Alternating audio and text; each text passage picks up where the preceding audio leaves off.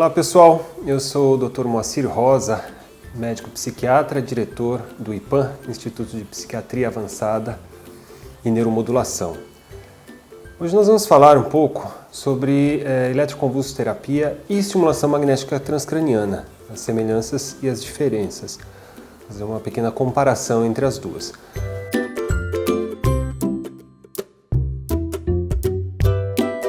A primeira coisa são as indicações. Existem regras gerais, indicações gerais para a gente escolher uma técnica ou outra para determinado paciente. Então, como regra geral, os pacientes mais jovens tendem a responder melhor à estimulação magnética transcraniana do que a eletroconvulsoterapia. E o contrário, os pacientes mais idosos tendem a ter uma resposta melhor com a eletroconvulsoterapia, a ECT. Uma outra característica é a gravidade dos sintomas depressivos.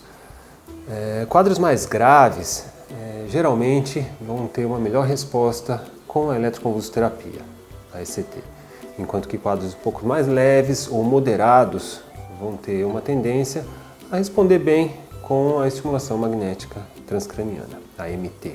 Por fim, algumas situações um pouco mais intensas sugerem que se vá diretamente para a eletroconvulsoterapia, para a ECT. Uma delas é a ideação suicida. Se a pessoa por acaso está pensando em morte, está planejando, isso infelizmente pode acontecer em quadros de depressão um pouco mais graves, deve ser considerada a eletroconvulsoterapia primeiro.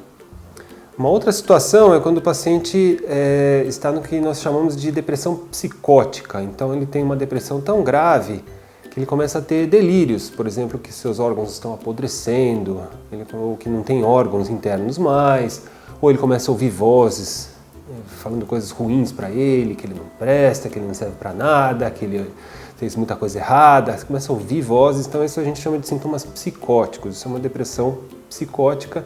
Nesse caso, se deve ir diretamente para a eletroconvulsoterapia.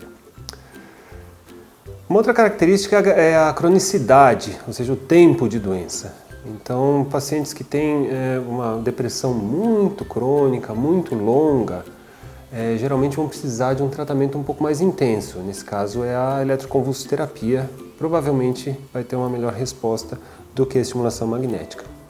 Quadros mais agudos, mas de menos tempo, menos crônicos, a gente em geral tenta a estimulação magnética transcraniana primeiro.